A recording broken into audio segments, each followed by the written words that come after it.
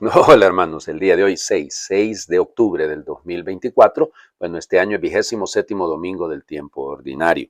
Ok, recuerden, mañana, de una sola vez se los recuerdo, mañana fiesta de Nuestra Señora del Rosario, por eso he colocado la imagen de la Virgen de Fátima, porque ella se presentó a los pastorcitos como la Virgen del Rosario, Nuestra Señora del Rosario de Fátima, de hecho eso es su nombre completo, digamos, ahí en Fátima. ¿Cómo se llama? Mañana pues estamos llamados a esta jornada de oración y ayuno para pedir, para impetrar de Dios la paz en el mundo entero y sobre todo en la Tierra Santa. Así que por lo tanto, ya desde ahora con una mirada puesta en esa celebración, ¿no? Bueno, empecemos. Ya saben, los domingos nos dedicamos a las lecturas. Hoy es día de San Bruno, pero los cartujos, pero igual tenemos que quedarnos con la palabra de Dios. Parece que vamos a celebrar un matrimonio, ¿ok? Porque estas son las lecturas del matrimonio normalmente, ¿no? Bueno, Génesis capítulo 2, versículos del 18 al 24. En aquel día dijo el Señor Dios, no es bueno que el hombre esté solo, voy a hacerle a alguien como él para que lo ayude. Entonces el Señor Dios formó de la tierra todas las bestias del campo y todos los pájaros del cielo, y los llevó ante Adán para que les pusiera nombre, y así todo ser viviente tuviera el nombre puesto por Adán. Así pues, Adán les puso nombre a todos los animales domésticos, a los pájaros del cielo y a las bestias del campo. Pero no hubo ningún ser semejante a Adán para ayudarlo. Entonces el Señor Dios hizo caer al hombre en un profundo sueño, y mientras dormía, le sacó una costilla y cerró la carne sobre el lugar vacío. Y de la costilla que le había sacado al hombre, Dios formó una mujer. Se la llevó al hombre y éste exclamó, esta sí es hueso de mis huesos y carne de mi carne. Esta será llamada mujer porque ha sido formada del hombre. Por eso el hombre abandonará a su padre y a su madre y se unirá a su mujer, y serán los dos una sola cosa. Palabra de Dios. Te alabamos, Señor. Estamos en el origen. Jesús va a citar en el Evangelio precisamente sobre todo el versículo 24 que acabamos, el último versículo que acabamos de leer. Pero fíjense bien qué es lo que está detrás. Lo que anda buscando Dios, hay dos elementos aquí.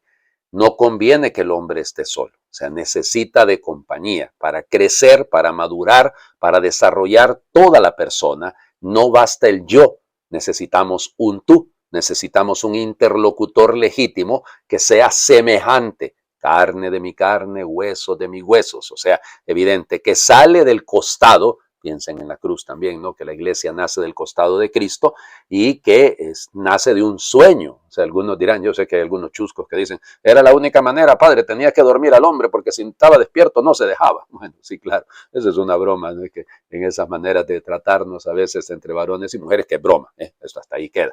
Pero no, es una belleza, ¿no? Fíjense, el sueño en el libro del Génesis lo vamos a encontrar muchas veces. Piensen en Jacob, por ejemplo, bueno, vamos en José.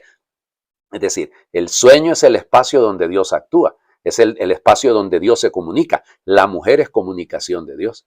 La mujer nace en un espacio donde Dios está haciendo el tú y le está entregando al hombre, solo que el tú con mayúscula, un tú en minúscula. Le está entregando a alguien que sea como él, que sea capaz de ayudarle, que sea capaz de complementarle. Por eso, que tiene el mismo valor. O sea, el hecho de que se le llame Isha, porque eso es el término, no mujer, viene de Ish, que es varón. Claro, aquí también tenemos el problema que Adán, Adamá, es la tierra en el mundo hebreo. Y entonces los versículos anteriores, Dios creó al varón, lo creó de la tierra, ¿no? Lo tomó y lo formó y le dio aliento de vida. Sí, pero entonces en este caso no es tanto Adán, sino el hombre, el Ish, de ahí viene Isha, la mujer. O sea, pues sí, porque son lo mismo. O sea, valen lo mismo. O sea, es decir, aquí es donde el punto tiene que ser claro, ¿no? Y el proyecto de Dios es que en este diálogo lo que surja sea el amor. No una imposición, sino el amor, que no es un asunto de machismo ni feminismos, nada de eso. Es asunto de dignidad humana. Es un asunto del valor que cada persona tiene y debe tener. Por eso, en el proyecto de Dios, ojo, está el matrimonio. Porque está desde el versículo 24. Abandonará el hombre a su padre y a su madre, se unirá a su mujer y serán los dos una sola carne. Claro, no dejan de ser individualmente personas, individuos, pero que en un deseo hay un abandono, es decir, hay una renuncia, porque el amor es renuncia. El amor siempre tiene ese componente, si no, no sería amor. O sea, todo amor es una entrega. Toda decisión es una renuncia. Es decir, desde el momento en el que usted decide casarse con esta señora, usted decide casarse con este señor, está renunciando a todos los demás. Esa es la lógica del asunto. Igual que en cualquier cosa, ¿no? Es decir, yo decidí ser sacerdote, entonces renuncié al matrimonio. No porque el matrimonio sea malo en ningún momento, sino porque no es esa la vocación a la que yo estoy llamado o a la que, eso es lo feo, ¿no? Cuando uno no está llamado a esta o aquella vocación y se mete en ella. Por eso, imagínense, los matrimonios y los sacerdotes, también los sacerdotes, ¿no? Que claro, porque si no están viviendo, no son felices en lo que están haciendo, porque no era su lugar, no era lo suyo. Vuelvo, entonces hay una renuncia y renunciar al padre y a la madre, o sea, al origen, al punto de partida, que no hay lazo más profundo, pero es que al unirse a la esposa, la unión es todavía mayor. La intimidad es mayor. La intimidad no es un asunto de sexualidad o del ejercicio sexual, sino es de la persona entre ese es el íntimo, ¿no? Lo que yo soy, plenamente debo serlo delante de aquella a la que amo o delante de aquel al que ama una de ustedes. Entonces ese es el tema. Aquí va girando toda una teología del matrimonio, una teología de la persona humana, una teología de la mujer, una teología del varón. O sea, es lo que Dios quiere, ese es el proyecto de Dios. Serán una sola sarx, sería en griego, ¿no? Una carne que es débil, la carne es débil. Entonces, sí, aunque son dos, un yo y un tú, pero unidos por la renuncia que hace cada uno, se vuelven en su debilidad fortaleza para amar. Vamos. Segunda lectura. Comenzamos a leer la carta a los hebreos. La carta a los hebreos ya lo saben. Algunos se la quieren atribuir a Pablo. No es de Pablo, tiene mucho de Paulino, pero en ese caso podría ser todo lo que se escribía en el siglo I, ¿no? Se supone que debe haber sido escrita alrededor después de la caída de Jerusalén, o sea, después de la caída en el año 70, en manos de Vespasiano, bueno, de Tito. En fin, entonces, vamos. Leemos el capítulo 2, versículos del 8 al 11. Hermanos, es verdad que ahora todavía no vemos el universo entero sometido al hombre, pero sí vemos ya el que por un momento Dios hizo inferior a los ángeles, a Jesús, que por haber sufrido la muerte está coronado de gloria y honor. Así, por la gracia de Dios, la muerte que él sufrió redunda en bien de todos. En efecto, el Creador y Señor de todas las cosas quiere que todos sus hijos tengan parte en su gloria. Por eso convenía que Dios consumara en la perfección mediante el sufrimiento a Jesucristo, autor y guía de nuestra salvación. El santificador y los santificados tienen la misma condición humana, por eso no se avergüenza de llamar hermanos a los hombres. Palabra de Dios. Te alabamos, Señor. Ok, vamos, recuerden. Algunos dicen que la carta, por cierto, la escribió Apolo. ¿Se acuerdan? Aquel famoso predicador que Áquila y Priscila toman como suyo y lo educan allá y lo llevan a Corinto y todo aquello, ¿no? Y Pablo va a hablar, hemos hablado mucho cuando leíamos la primera carta de los Corintios hace algunas semanas, ¿no? Sí, yo soy de Pablo, yo soy de Apolo. Algunos dicen, la mayoría, insisto, hoy en día se inclina por pensar que es Apolo ¿cómo se llama? El autor. Bueno, igual. El tema es este. ¿Por qué le escribe a los hebreos? ¿Por qué a ellos? Porque muy probablemente es una comunidad de judíos, lógico, convertidos al cristianismo, pero que tienen una cierta nostalgia por lo que vivían antes, por las prácticas judaizantes. Y entonces lo que hace el autor es recorrer la historia de la salvación, el Antiguo Testamento, y a partir, tiene un montón de citas, la carta a los hebreos, que todas son citas de la versión de los 70, por cierto, ¿verdad? De la Septuaginta, de la versión que es de Alejandría, no de la hebrea porque no existía, porque el canon palestinense es después del canon alejandrino. Yo no sé cuántas veces voy a tener que repetir eso, que hay algunos que de historia no tienen nada y no quieren entender nada. Entonces, por eso, fíjense, es cierto, el universo todavía no está sometido al hombre, pero sí, aquel está sometido por un momento. Dios hizo inferior a los ángeles. Aquí está citando la humanidad de Jesús, en el sentido, está citando el Salmo 8, ¿no? Lo hiciste poco inferior a los ángeles. Bueno, lo coronaste de gloria y dignidad. Sí, al ser humano lo ha coronado. Entonces, este hombre que vive en nuestra condición humana, porque Cristo es verdadero Dios y verdadero hombre, entonces no se avergüenza de llamarnos hermanos. Entonces, en su dignidad, en su gloria, ¿de acuerdo?, ha sido coronado de esa gloria y esa dignidad, él siendo hombre, porque es Dios y él permite, fíjense, a partir de su muerte es redentora, ¿ok? Por eso lo que le corona es la muerte. Es la muerte porque es un acto de obediencia. Por la gracia de Dios, la muerte que él sufrió nos beneficia a todos, redunda en todos. Fíjense, para un hebreo del siglo I, leer aquello era un canto de esperanza. O sea, en Jesús se está cumpliendo el proyecto de Dios. Lo que hace Jesús es lo que las escrituras nos anunciaron, es eso lo que se está cumpliendo. Así que no nos perdamos. Lo que está haciendo el Señor es sencillamente eso. Él está llevando adelante el proyecto de su Padre. Y con su muerte, el Creador y Señor de todas las cosas quiere que todos sus hijos tengan parte en su gloria. Interesante, porque por la manera como está construido, habla del Creador y del Señor de todas las cosas, ¿eh? refiriéndose a Cristo, porque Dios quería que consumara en la perfección mediante el sufrimiento esa parte. Quizás es muy difícil, ¿no? Lo que perfecciona es el dolor.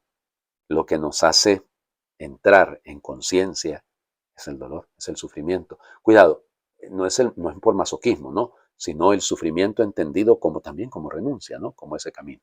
Bueno, por el tiempo vamos al Evangelio. Ya les digo, recuerden que están lógicamente ligadas siempre la primera lectura y el Evangelio. Entonces, no perdamos de vista, Jesús está camino a Jerusalén.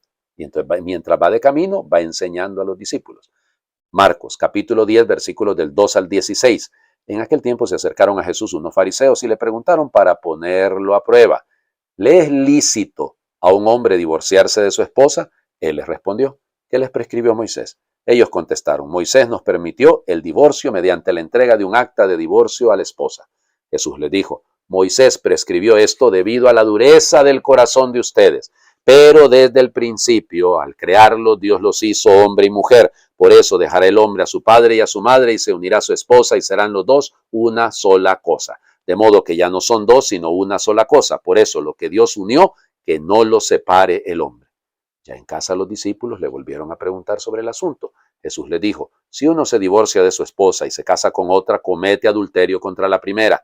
Y si ella se divorcia de su marido y se casa con otro, comete adulterio. Después de esto, la gente le llevó a Jesús unos niños para que los tocara, pero los discípulos trataban de impedirlo. Al ver aquello, Jesús se disgustó y les dijo, dejen que los niños se acerquen a mí, no se lo impidan, porque el reino de Dios es de los que son como ellos. Les aseguro que el que no reciba el reino de Dios como un niño no entrará en él.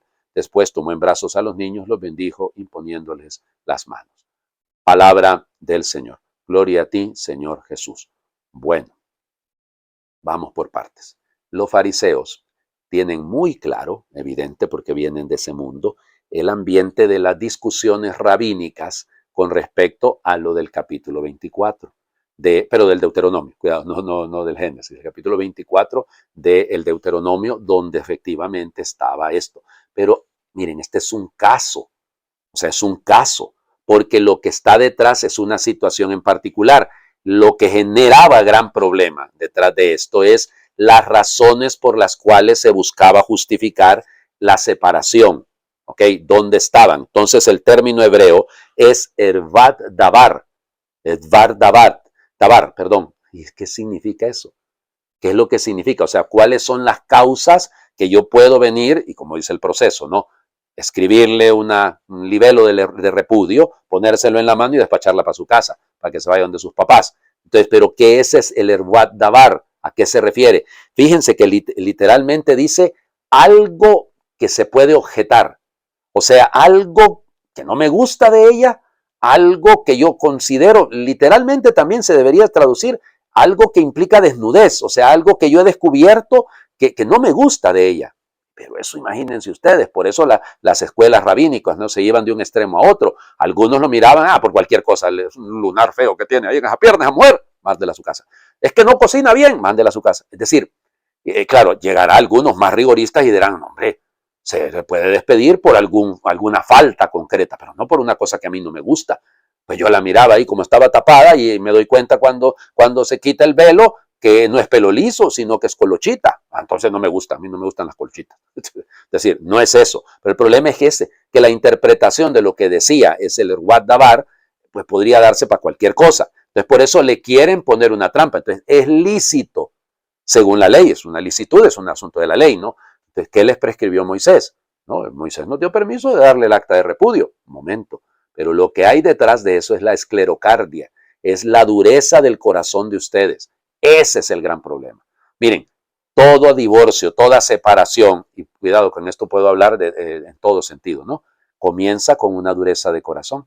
Es decir, antes de llegar al acto, a la acción de separarse, de firmar el acta de divorcio, de cometer una falta, un adulterio, la cosa que sea, siempre comienza todo en el corazón. Es el corazón donde está el problema. Y un corazón esclerotizado, un corazón endurecido, que no es capaz de ver al otro como un tú, sino que solo estoy en mi yo, solo pienso en mi beneficio, en mis gustos, es que mi espacio. Ya les digo, necesito mi espacio. Yo siempre les digo a las mujeres, mándelo al espacio sideral, ¿ya? Porque ocupo mi espacio. No, señor. O sea, para algo se compromete, para algo entra en esa relación. Entonces, por eso Jesús les dice, en el principio, Jesús no se mete a discutir cuestiones de casuística.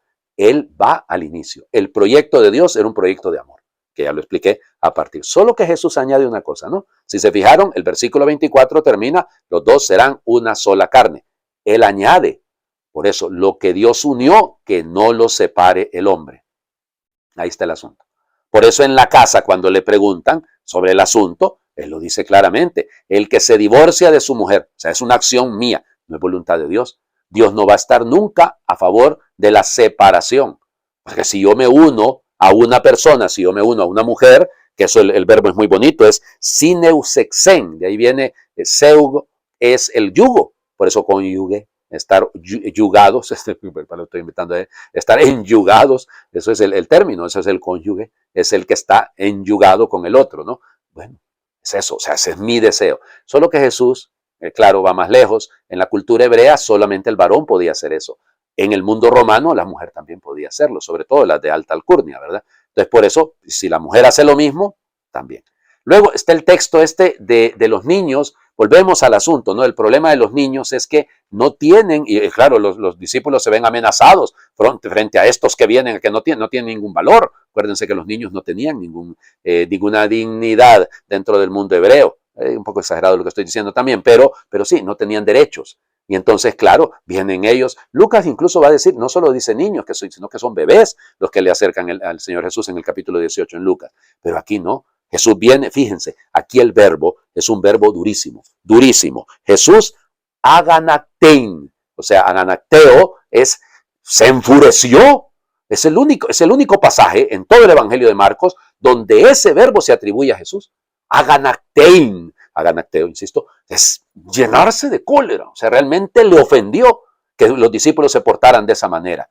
Claro, porque es que están negando el proyecto de Dios. Por eso Él los va a abrazar. ¿Se acuerdan aquello que les decía hace algunas semanas? No es solo abrazar, es estrechar en los brazos. Es eso lo que hace el Señor Jesús. Bueno, aquí está la clave.